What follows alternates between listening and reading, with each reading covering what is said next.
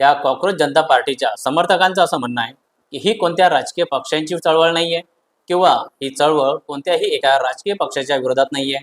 आमचा हेतू हा फक्त विद्यार्थ्यांना न्याय मिळवून देणं, परीक्षांमध्ये असलेला हा गोंधळ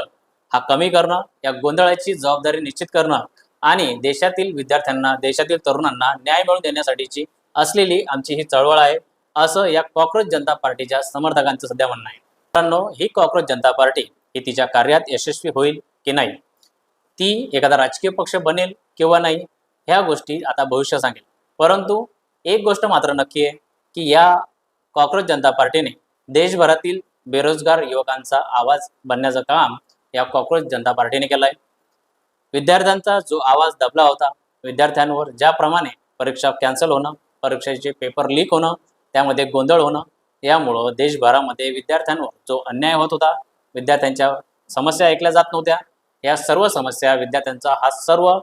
आक्रोश हा केंद्रस्थानी आणण्याचं काम,